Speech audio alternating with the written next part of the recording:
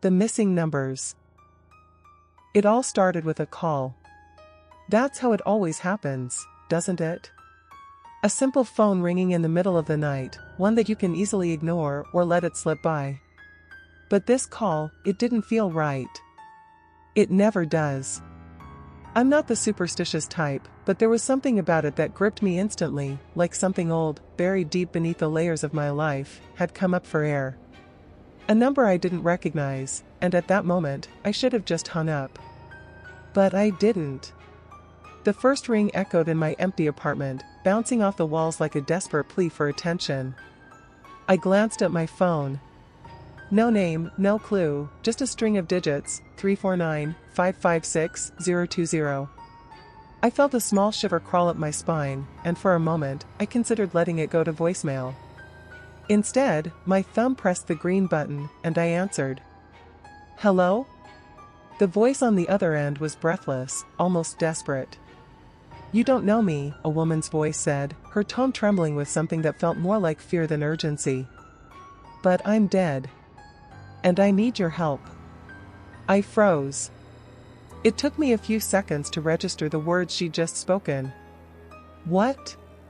I mumbled, looking around as if the walls might have heard too.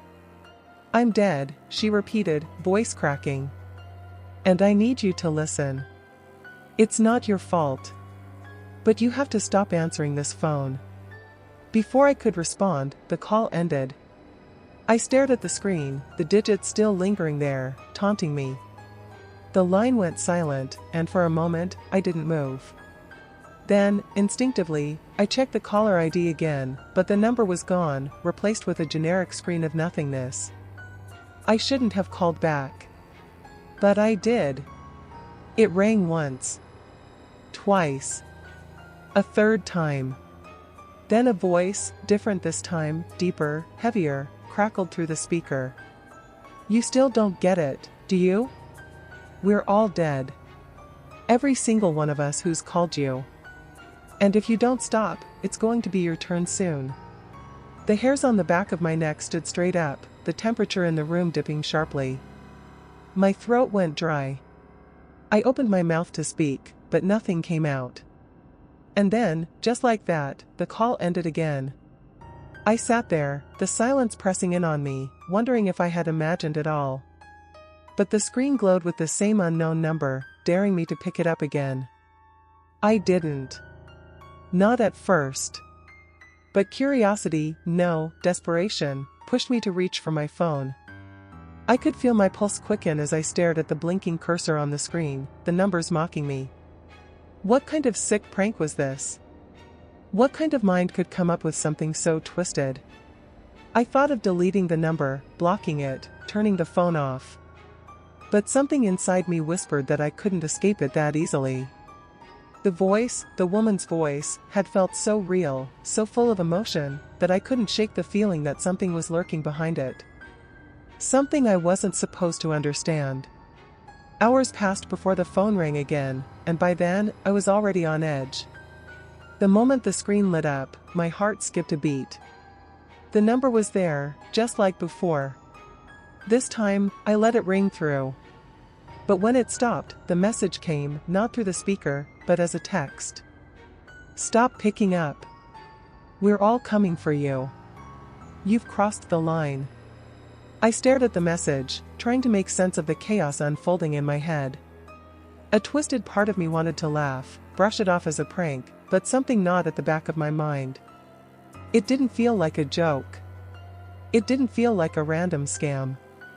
The next call came in the middle of the night, as I was lying in bed, the shadows in my room stretching into the corners like fingers reaching for me. I had told myself I wouldn't answer this time, but when the screen lit up, something pulled me in. A voice came through, so familiar, yet unrecognizable. I told you, it whispered, its tone like a hiss. It's already started. That was the moment I realized, I had no idea what I was dealing with. None of this was random. None of this was normal. The voices, the texts, they all felt like pieces of a puzzle that I wasn't meant to put together. The next call was different. It was just a beep at first, static filling the silence. And then, a voice. A man this time. "I don't know if you're still getting these," he said. "But it's all connected." I didn't believe it either. I thought it was just some glitch. But it's not. His words trailed off as if he was fighting something. I leaned forward, my breath caught in my throat. "They're dead, man. All of them." I didn't know. I didn't know what I was getting into. It was supposed to be harmless, you know? Just a stupid app. But they keep calling. Every time you pick up, they get closer. I wanted to scream, to demand he explain. But before I could say a word, the call ended. The eerie silence that followed was almost deafening. I felt like I had just crossed some invisible line, a line that I didn't know existed. But something in me knew I couldn't stop now. Whatever was happening, I was tangled in it already. The phone rang again, a few hours later. Same number. Same static. The same chilling voice. "You think you're ready, but you're not. They're all waiting. And soon, you'll be one of them." My heart was hammering now, my palms clammy. What was happening? I couldn't even trust my own thoughts anymore. The world around me felt wrong, like I was moving through it in a dream, watching it unravel. But I couldn't stop myself. I picked up the phone. And the voice came again, soft, almost soothing. "It's time." Before I could respond, the call ended, and I was left in the quiet dark, wondering what the hell that meant. I couldn't sleep that night. Every time I closed my eyes, I could hear the voices. They weren't just in my head anymore, they were everywhere, creeping into the corners of my apartment like shadows that refused to leave. The hum of the city outside, once familiar and comforting, now felt alien. Each honk, each screech of brakes, only added to the mounting pressure in my chest. I couldn't escape the feeling that something was watching me. Waiting. The phone had stopped ringing, but the silence was almost worse. It was as if it was holding its breath, waiting for me to make a mistake. I didn't know what the next move was, but I knew one thing for certain: I couldn't ignore it anymore. Whatever this was, I was part of it now. I thought about calling the police. But how could I explain this? How could I even begin to describe a situation where strangers, people who claimed to be dead, were calling me on the phone? How could I tell them that I was terrified, not just of the calls, but of what was happening to my mind? The way my reality was slowly starting to crumble. The next morning, I found something strange waiting for me when I woke up. A text message, no number attached, just the same message that had been haunting me for days. "Don't go to the coffee shop on the corner. You'll see them. And once you see them, you'll never be the same." It didn't make sense. The coffee shop on the corner was my usual place, my escape from the weight of the world. I never felt comfortable at home, so the quiet hum of the cafe was my sanctuary. But this text, it felt like a warning. A warning that was impossible to ignore.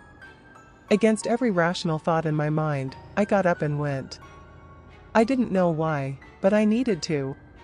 I needed to see if this was real. I needed to find some kind of truth in the chaos. When I walked in, everything seemed normal. The barista behind the counter greeted me with a smile, the scent of freshly ground coffee filled the air, and the quiet buzz of conversation filled the space. It looked like just another morning. But then, I saw them. A couple, sitting at the corner table by the window. Their eyes were vacant, hollow. They weren't looking at anyone, weren't even aware of their surroundings. They were just there, staring into space. But the moment I locked eyes with them, I felt a chill run down my spine. It was like they were staring right through me. I felt my heart stop, my breath catch in my throat. And I couldn't look away. They weren't human. Not anymore. Their faces were smooth, featureless, almost ethereal. I didn't know what they were, but I knew one thing: I didn't want to find out. I turned to leave, my legs trembling beneath me.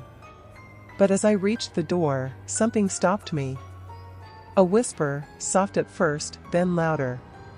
Run. I froze, my hand on the door handle. I turned slowly, expecting to see someone standing behind me, but the cafe was still the same.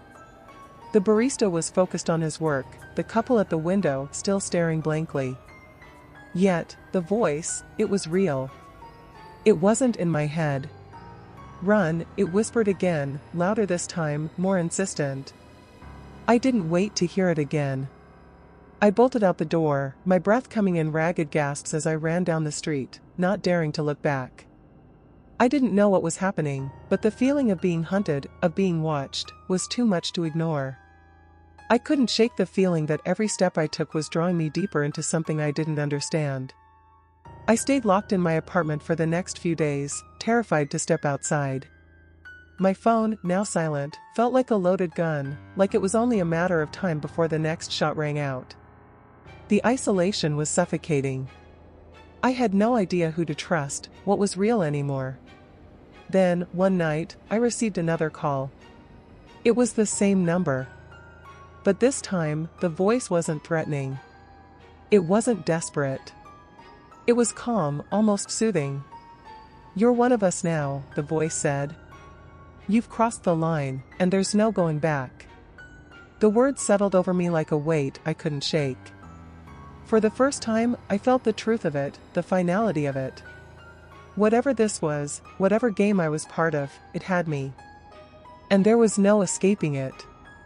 But then the voice said something that made my blood run cold. "Don't look behind you." I froze, my pulse racing in my ears. The silence that followed felt suffocating, and for a moment, I couldn't move. I wanted to scream, to turn around, to do anything, but I couldn't. Something, or someone, was right behind me, and I could feel it in my bones. I didn't know how long I sat there, my body paralyzed with fear, but eventually, I mustered the strength to turn around. The room was empty. There was nothing behind me. But then, the phone rang again. This time, the message was clear. "They're coming." And I knew, without a doubt, that the game was far from over. The question wasn't whether I could escape, it was whether I wanted to. I didn't know who, or what, I had become. But it didn't matter. There was no going back now. And then, just as quickly as it all began, the phone went silent. The silence was deafening. For days, I waited, staring at the phone, the screen flashing every now and then with a text or missed call, but I couldn't bring myself to answer. I didn't know what was worse, the fact that I knew the calls were coming, or the crushing uncertainty of waiting for something I couldn't even begin to understand. It was like living in a vacuum, each day bleeding into the next, a blur of disjointed thoughts and lingering dread. The apartment felt smaller, the walls closing in on me, pressing down with an invisible force. I stopped leaving the house. The outside world became a distant memory, something I couldn't quite touch or reach anymore. My only connection to reality was that phone, and I was terrified to touch it. But then, one evening, just as the sun began to dip below the horizon, the call came. It wasn't the usual static or empty silence that had come before. No, this time, I recognized the voice instantly. The man. "You don't get it, do you?" he said, his voice now more insistent, more urgent than before. "It's not just about you anymore. You're the key. You're the reason they're coming. You're the reason everything is falling apart." I tried to speak, to ask what he meant, but the words caught in my throat. I could barely breathe. "Stop trying to fix it. You can't fix it," the voice continued, growing increasingly frantic. "There's no way out. You have to understand, there never was." I wanted to throw the phone across the room, to disconnect myself from it, from all of it. But something darker, held me there, rooted to the spot. I couldn't look away, couldn't stop listening. The words, they were like a siren's call, pulling me deeper into something I knew I would never escape. Suddenly, the line went dead. The silence was unbearable. I sat there, frozen, the phone still pressed to my ear, expecting something more, another message, another clue, another piece to this maddening puzzle. But there was nothing. For hours, I sat in that silence, the weight of the words hanging over me like a dark cloud, suffocating me with their meaning. It felt like the world had stopped moving, and all that was left was me, alone, staring at that screen. I could feel the eyes of the dead on me, even though I knew they weren't there. Not physically. But I could sense them, like ghosts hovering just beyond my reach, waiting for the moment I would slip up. The next morning, I finally did something I hadn't done in days. I went outside. I had to. The walls were closing in on me, and I needed air, needed to feel the real world again. But the moment I stepped out the door, I felt it, a presence, a pressure in the air that made the hair on my neck stand on end. I looked around, but there was nothing. Nothing except the normal hum of the city, the cars driving by, people walking on the sidewalk. Nothing out of place. But it didn't matter. I could feel them watching. I had crossed a line, and there was no going back. It was then that I saw her. The woman, the one from the first call. She was standing across the street, her figure barely visible through the fog that had begun to roll in. Her eyes were locked on mine, and the connection between us was instant, undeniable. She wasn't just a ghost. She wasn't just a voice on the other end of the phone. She was real in a way that I couldn't explain. And she was waiting for me. Without thinking, my legs moved, carrying me across the street, toward her. The fog thickened as I approached, swallowing up everything around me. I couldn't see anything else, couldn't hear anything except the pounding of my heart in my ears. The closer I got, the more real it became. The more I understood that I was part of something I couldn't undo. When I reached her, she turned and began to walk away, leading me down a narrow alleyway I hadn't even known was there. The further we went, the darker it became, the shadows growing longer, more oppressive. I tried to speak, tried to ask her what this was all about, but my voice didn't come out. I couldn't form the words, couldn't make sense of anything. My body felt heavy, disconnected from the world around me. And then, without warning, she stopped. "You should have never answered," she whispered, her voice barely audible over the roar of blood in my ears. I tried to step forward, to say something, anything, but the world began to spin, and everything around me blurred. The alley, the woman, even the ground beneath my feet, they all began to fade, dissolving into nothingness. And then, silence. For a moment, I thought I had passed out. But when I opened my eyes again, I wasn't in the alley. I wasn't even outside anymore. I was back in my apartment, sitting in the same chair, phone in hand. But the screen was different now. The number was still there, but this time, it was followed by a message: "It's time." I wasn't sure what was real anymore, or if anything had ever been. The line between the living and the dead had blurred, and now, there was no distinction. There was only me, and the phone that continued to haunt me. I looked at the screen one last time, and for the first time, I understood. There was no escape. They were coming. And I had already crossed the line. And then, everything went black. As the darkness enveloped me, I felt weightless, as if floating in a void where time and space didn't exist. The silence was suffocating, but beneath it, I felt something, a presence. A cold, distant pressure against the edges of my consciousness, pulling me further into this place between the living and the dead. I wanted to scream, but the air was thick, almost as if it was made of some substance I couldn't breathe. Suddenly, the silence was shattered by the faintest sound, a ringing.